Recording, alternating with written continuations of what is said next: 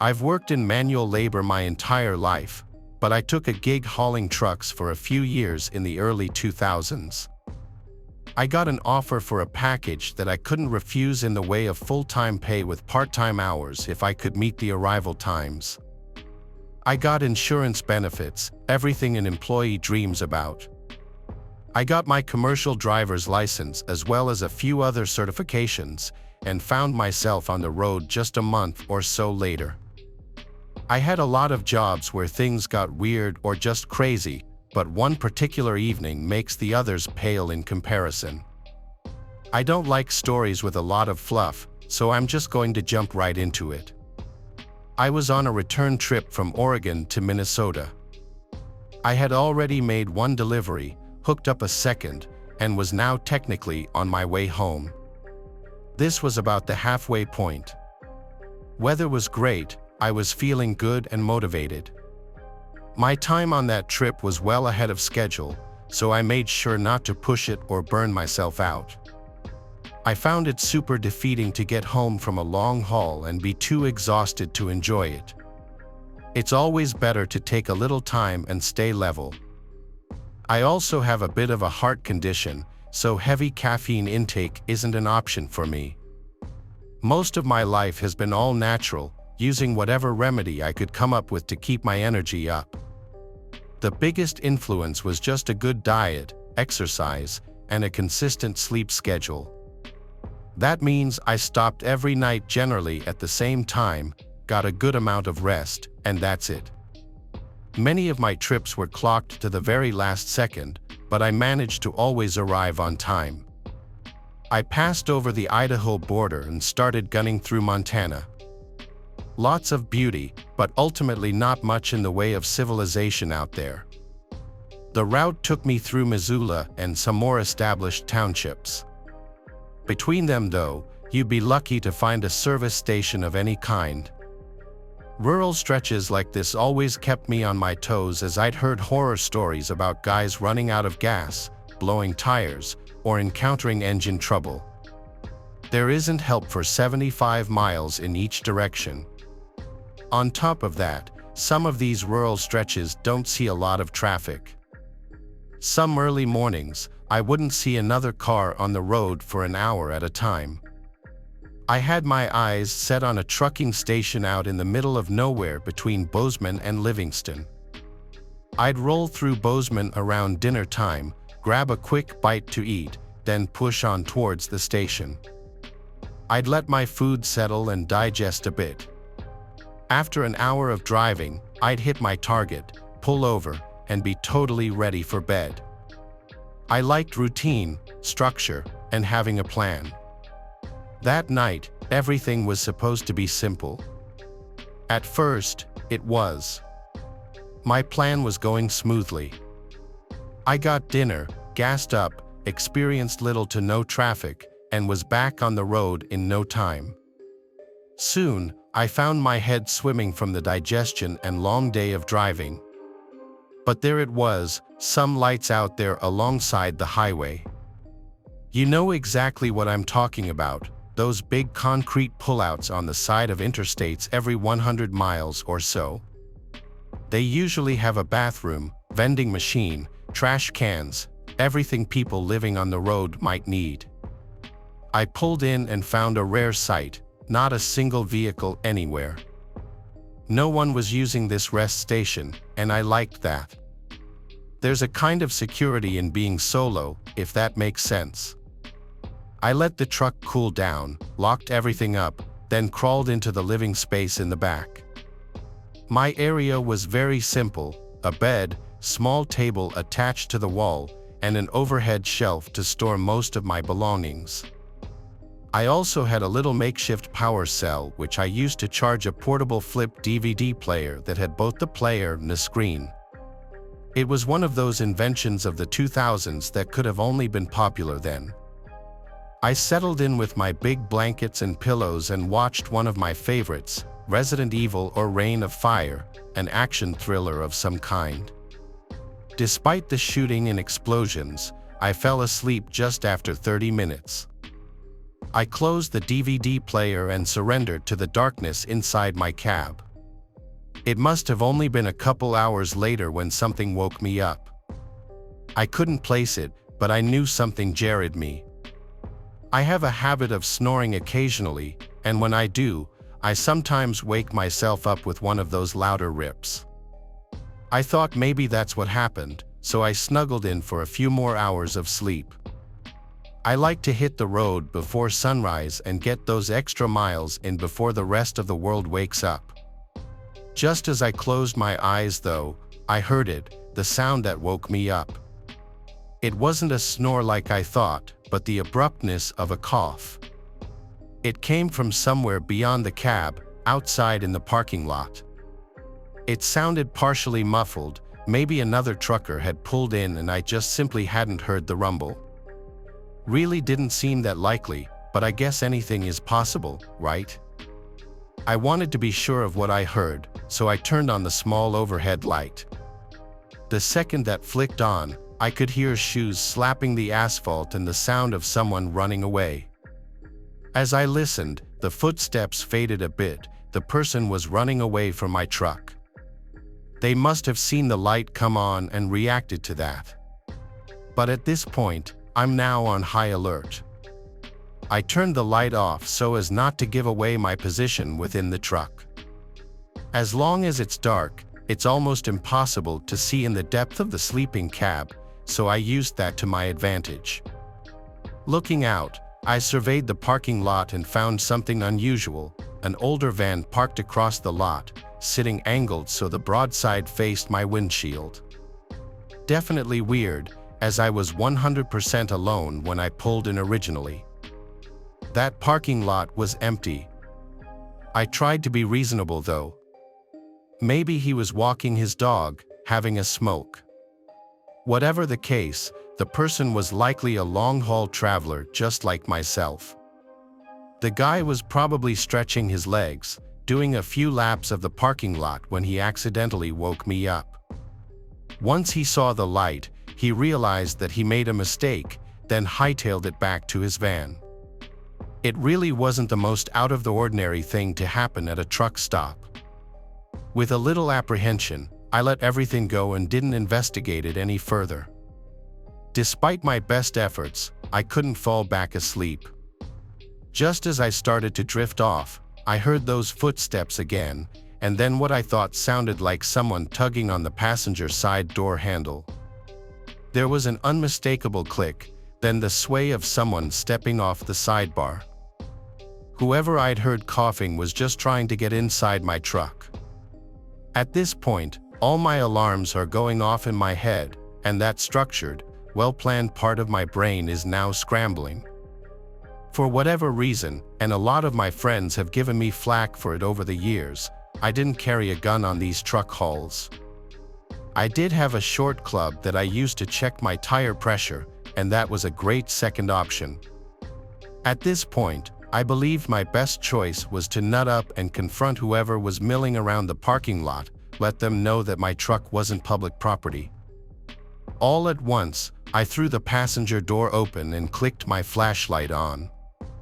I had a small, steady streamlight that could reach something like 30 yards, not with the puffy yellow flare of a cheap flashlight but with a white, concentrated light. I swept it back and forth, saw nothing, so I started inspecting the truck and the trailer. I saw nothing at first glance, so I hopped down and did a full lap of the rig. Still nothing, not even underneath it.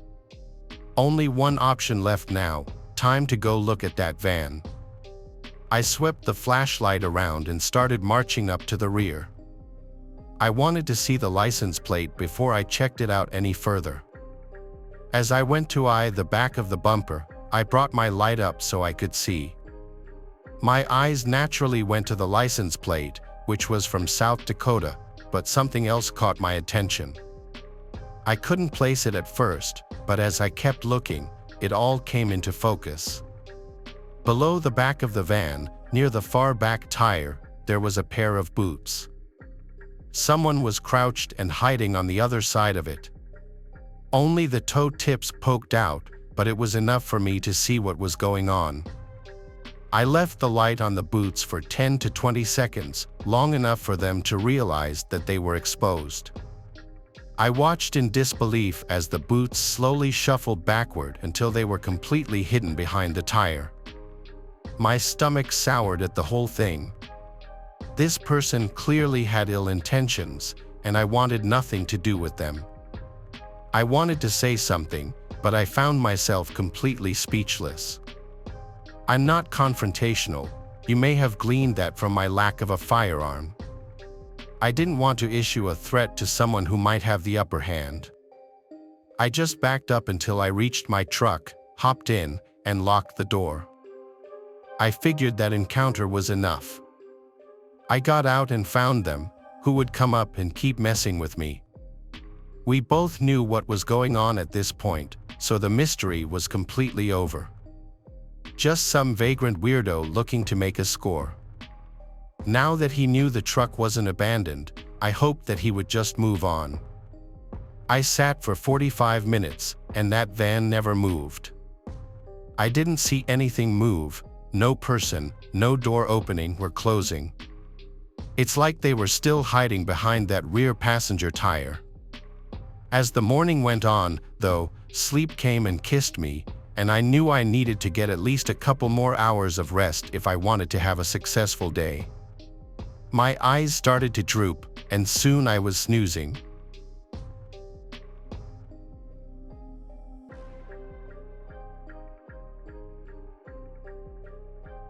About 7 years ago, on my way home from my parents' house, I experienced something truly terrifying. I was 22, young, naive, and well, dumb. I had just moved into my first apartment, becoming the first in my family to leave our sleepy old train town. I visited home every Sunday to see my family, do laundry, and enjoy Sunday dinner. I lived about 45 minutes up the highway, so I generally headed home by 6 p.m. On this particular night, there was a relentless summer thunderstorm that had been pouring down rain all day. Just as I was packing up to leave after dinner, my cousins dropped in, so I ended up sticking around for a few more hours to visit. I left my mom's around 10 p.m. in the pouring rain. This was the first time after moving out that I encountered something that truly scared me. I never told anyone about this, possibly out of pride. Everyone always gave me trouble about living alone as a single female in a new area. Anyway, here it goes. I left my parents' house around 10 p.m. in the pouring rain. I'm driving down the service road that leads out of town and eventually turns into the on-ramp to the highway. As you leave town, the service road turns into one lane right in front of a quarry train loading station. I'm not really clear on what that place is, but it always gave me the creeps. If you're unfortunate enough to pass through when a train is crossing the road to load, you'll be stuck there for a while. Once the road passes the tracks, it turns back into 2 lanes and goes up a steep hill. As I'm approaching the quarry, I can make out the orange lights on a red cab 18-wheeler sitting in the quarry parking lot. Mind you, it's pouring rain, visibility is low, so I can't make out the trucker until I'm pretty close to him. As soon as I can see it's a trucker, he pulls out into the road. I had to slam on my brakes to avoid hitting the trailer on the back of the truck. I skid around on the road until I regained control of the car. Now I'm stuck behind this dummy who just pulled out without paying attention. I keep my distance because I'm flustered. For the record, my headlights were on, so if he had been paying attention, he should have seen me. Honestly, with the heavy rain and low visibility, who knows? So, I'm behind this guy as we cross the tracks and begin to climb the steep hill. Despite it turning into 2 lanes on the hill, he's driving right up the middle of the 2 lanes. Figuring he didn't realize it was 2 lanes, I just putter along behind him, keeping my distance. As soon as he reaches the peak of the hill and the road levels out, he moves over to the right lane. Yes, finally. So, I move over and begin to pass him. As soon as I get past the front of the truck, he swerves behind me quite abruptly and begins flashing his high beams at me. Usually, when someone flashes their lights behind you in our area, it means turn on your lights, but mine were already on. I checked as soon as he started flashing at me. Weirded out, I put my blinker on and safely change lanes to get out of his way. He follows my lane change and begins laying on his horn. The honking startled me, and I began to get a lot more flustered. What the hell did this guy want? I moved out of his way and my headlights were on. Why didn't I just speed up and zip away, you may be asking. Well, I grew up in this area. It had been raining heavily all day, and I knew that the service road floods a little in heavy rain, both on the shoulders and in random spots in the middle of the lanes. It's a small Midwestern town, our roads are shitty. I had already skidded and nearly wrecked once, and I wasn't about to floor it on this bumpy, flooded service road and risk wrecking again. There is nothing between that quarry and the highway, just about 4 or 5 miles of wooded area. If I wrecked, it would have been just him and me. This went on for the next 4 or 5 miles to the highway. He began tailgating me in addition to the high beams and honking. Once the tailgating began, I was in tears. I didn't know what this guy wanted from me. I was just trying to stay out of his way and get home safely. That's all I wanted. I changed lanes 2 more times, making 3 total. He followed me from lane to lane. As we approached the highway, I floored it. He couldn't accelerate quickly enough to keep up, and I lost him finally. As soon as I realized I'd lost him and was safe on the highway, I just lost it. I was a hysterical wreck. There is only one exit after getting on the highway to stop in the small town the highway runs through. After that, it's all wooded for a good 30 minutes. Here's a more structured and coherent version of your text with appropriate pauses.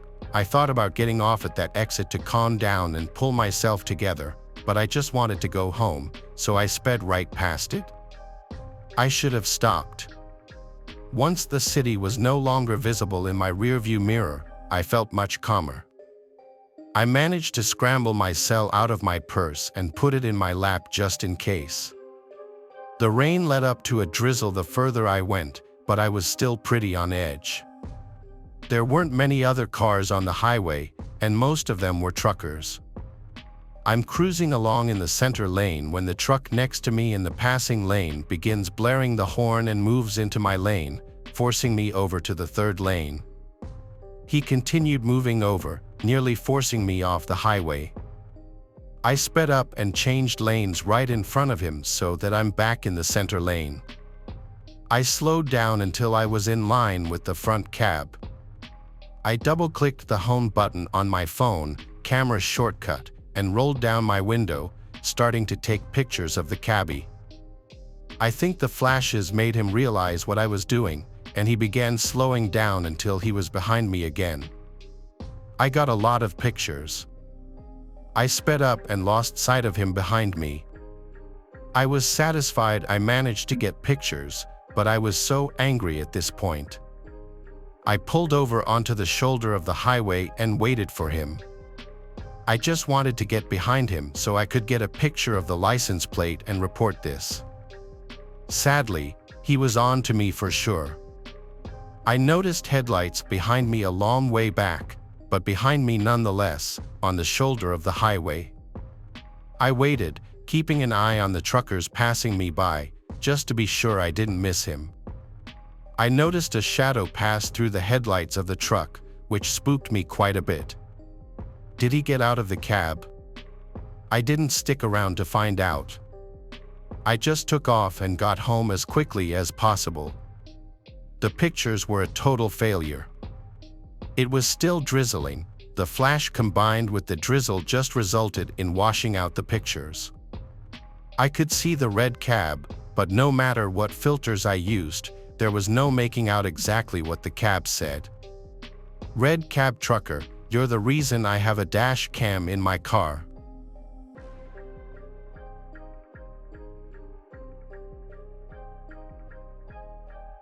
This happened when my now husband and I were moving from the east to the west coast of the US. This had been our second time making this trip, and this one was just to pick up a few last things and grab our 2 dogs. At this point, we were just trying to make good time since we were tired of being on the road and would only stop for food and restroom breaks. So we weren't strangers to rest stops at odd hours of the day. I can't remember what state this happened in because we do a lot of traveling, and rest stops have all blurred together over the years. Anyways, my husband had been driving for a while, and it was time to switch off, walk the dogs, and stretch our legs. So we pulled into a rest stop around 3 o'clock or 4 a.m. There was only one other vehicle in the lot, most likely with someone sleeping inside of it, and not that many truckers in the truck area, so the rest area was fairly empty. I jumped out of the car and let my husband know I was going to run into the restroom before I let the dogs out. While I ran in, he was going to hang out by the car to have a smoke and keep an eye on our dogs. However, we parked our car by the dog area, and to get to the restrooms, you had to walk over this hill. You couldn't see the restrooms from our car. Being late at night, my husband decided to walk most of the way with me to make sure I got there okay. I wasn't worried but didn't mind the extra comfort of having him there. I finished up in the restroom and came out to walk the dogs and let my husband take his restroom break. Even though it was late and I felt a bit cut off from the lighted area of the rest stop, I wasn't worried. I'm small and don't weigh much, but my dogs are German Shepherd mixes and very protective of me. Plus, I was taught self-defense at a young age and feel capable of defending myself if the time came. So I'm walking my dogs and letting them do their business when I noticed that one of the semi-trucks, which had been sitting on the far side of the stop, starts up and slowly drives in my direction. This didn't seem worrisome to me because they were on the trucker's side, and I assumed they were heading to the exit to get back onto the highway. I grabbed 2 doggy bags to clean up after my dogs and started heading to the trash can. As I'm walking, I'm suddenly blinded by bright headlights. I looked in the direction of the lights and saw that the semi, which I thought was leaving, had pulled up as close to the truck lot and car lot divide as possible and now had its brights aimed directly at me. Pissed off that someone was blinding me with their brights, I quickly tossed the poop bags away and started walking back to my car. As I'm walking away, the dude starts flashing his lights over and over again. I'm almost to my car, wondering if I'm missing something and becoming more and more irritated. He starts creeping his truck in my direction again while flashing his lights. My dogs sensed my irritation and immediately went on alert, staring in the trucker's direction. I finally made my way to my car, and the guy is still flashing his lights while stopping his truck in my direction again. I don't scare easily, so I decided to stand there and glare in his direction. Then he finally stopped flashing his lights. Good, I assumed he was done and started getting my keys out to unlock the car. Suddenly, my dogs stiffened beside me, their hackles raised, and they began to growl. I heard the sound of a door opening and turned back in the trucker's direction. I saw his door was now opened, and I saw a foot starting to exit the truck. I'm sitting there thinking this guy is a complete idiot when, at this point, my husband shows up and wraps his arm around me while flipping the trucker off. The trucker's foot disappears back into his truck. He shuts his door and leaves the rest stop pretty fast. I told my husband about him flashing his lights, and he explained that truckers use this method to flag women down at rest stops for sex. I was grossed out. I'm guessing he thought I was alone because of how the rest stop was set up. However, I was in no way dressed like someone interested in random sex at a rest stop. I was wearing layers because it was cold and driving a newer car. Plus, what idiot thinks it's a good idea to try to approach someone with two huge dogs? Although I was never scared during the whole thing, I do think the situation was creepy because the guy was obviously not quite there and was acting pretty abrasive.